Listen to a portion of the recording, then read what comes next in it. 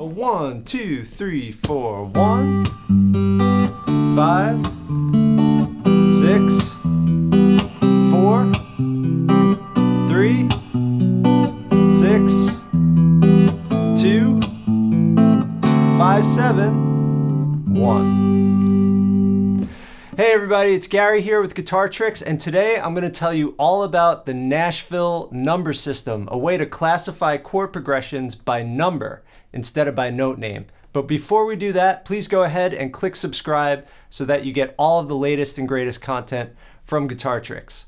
All right, now you might have thought for a second, this guy needs to learn how to count. It's 1, 2, 3, 4, not 1, 6, 4, 5. But what I was doing was calling out the numbers of the chords. So let me tell you how this works. Now what's great about this system is that if you understand chord progressions in terms of their number or their harmonic structure, then you can relate chord progressions in different keys. So you would know, for instance, that G, C, D would sound the same as C, F, and G. Just to demonstrate, check out G, C, and D.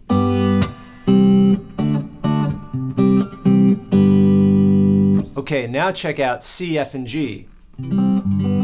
Gotta reset your ear for a moment. 1, 2, 3, 4.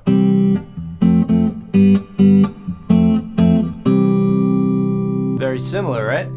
What's great about this info is it allows you to understand the harmonic structure of a chord progression so that you could easily play a chord progression in one key in another key. That's called transposing.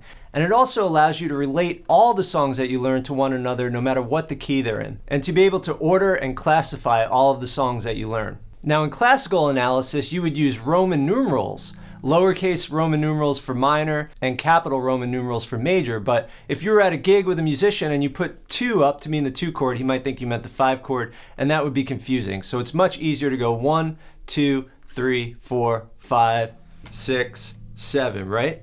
And musicians might do this in the studio or on the bandstand, you know, chilling on a G, and then you want them to go on the 4, you would just go 6, 2, 5. Now what makes the Nashville number system different than the Roman numeral number system is just simply that. One uses Roman numerals and the other just uses regular numbers. So let me show you quickly how this works in the key of G as an example. So in the key of G, we have 7 notes and each note has a chord to go with it. So we have G, A, B, C, D, E, F sharp, and G. Or I could play them this way: G, A, B, C, D, E, F sharp, and G. There's my 7 notes in the key of G. Now each one has a chord, and the way that this always works in a major key is 1, 4, and 5 are going to be major, and 2, 3, and 6 are going to be minor. 7 is going to be diminished, a chord that we don't use very often. So G is 1, major, A is 2, minor, B is 3, minor, C is 4, major, D is 5, major, 6 is E minor, 7 is F sharp diminished, and then back to 1, G. All right, so now that you have that information, let's play the most popular chord progression in popular music, which is 1, 5, 6, 4 in G. So G is 1, we'll count up G, A, B, C, D is 5. Remember, 1, 4, and 5 are major. So D major. And then I said 6, 1 up from D is E. And I said 2, 3, and 6 are minor. So E minor. And then to 4, count back 2, or just think G, A, B, C. 1, 4, and 5 are major, so C major. Putting that together: G, 2, 3, 4, D, 3, 4, E minor, 3, 4, C. Probably already hearing songs you know as I play that, right? Yeah. Let's take it back to the 50s. I'm gonna play 1, 6, 4, 5.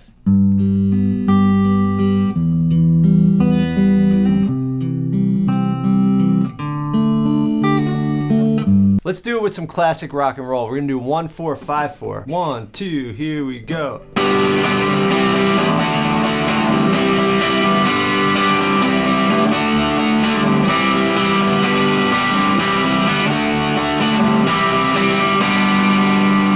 Or how about 1, 4, 1, 5?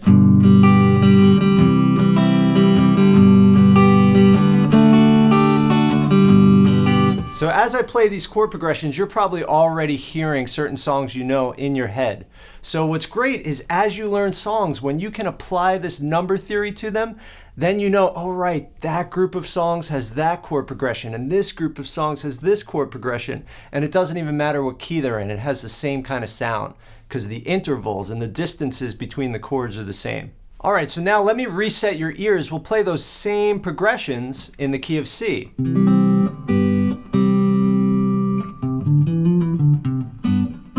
Okay, so let's start with, like I said, the pop progression. 1, 5, 6, 4. So in the key of C, that's going to be C, 1, 2, 3, 4, 5, C, D, E, F, G, C to G. 6 is going to be A minor, because 2, 3, and 6 are minor. So we have 1, 5, 6, and then 4 is going to be C, D, E, F. So C, G, A minor, F. 1, 2, here we go.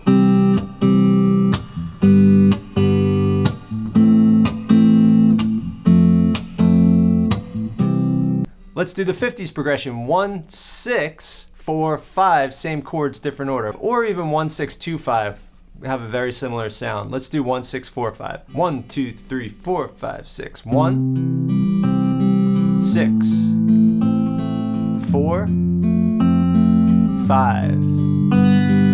1, 6, 4, 5. And let's do that rock one. 1, 4, 5, 4. 1, 2, 3, 4.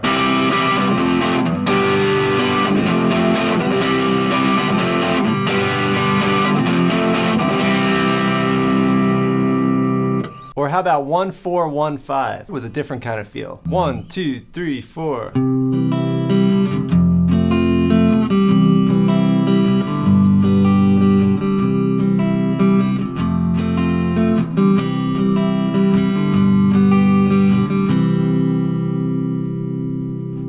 All right, so the rules with using the Nashville number system, if you're going to use it as shorthand and hand it to another musician, or if you're going to dictate a chord progression on your own on paper, here's the rules. Every number, if you just put the plain old number 1, 2, 3, 4, 5, 6, and 7 without any annotations next to it, it just means that 1 is assumed to be major, as is 4 and 5, and the 2, the 3, and the 6 are assumed to be minor, and the 7 is assumed to be diminished. If you want to alter that chord, you have to put a little annotation. So let's say, for instance, you wanted to make the 4 a minor chord. You would write 4 with a little lowercase m next to it to be minor. Or you could put 4 dash. A dash also means minor. Let's say we wanted to play the chord progression in the key of G. G, D, C, and then C minor. That would be G1, D5, C4, and then C minor would be 4 with a little lowercase m. So we have a normal 1, a normal 5, a normal 4, and then a 4 with a little m next to it, because that's not inside the key. It's a change from the standard set. Let's say we wanted to make one that was minor, major. Let's try this chord progression. 1, 3 major, 4, 4 minor. So we have a normal 1, a 3 with a capital M, 4, and then a 4 with a lowercase m. And that sounds like this.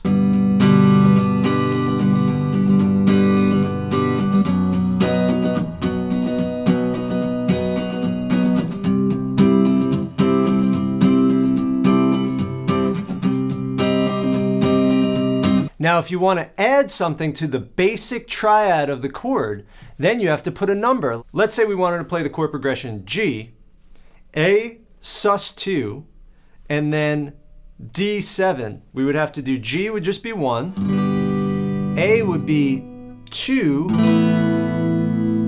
sus2. We would write 2 sus2. And then D7, we would just write 5 with a 7 next to it. Let's say we're in the key of G and we wanted to do D sus4, C add 9 to G. Well, D is going to be the 5 in G, so we write a 5. We're actually going to then write out 5 sus4, and then C is the 4 chord, G, A, B, C, so we're going to write 4 add 9, and then the 1 chord is G, and then we just write 1. So we've got 5 sus 4, 4 add 9, 1, and that sounds like this.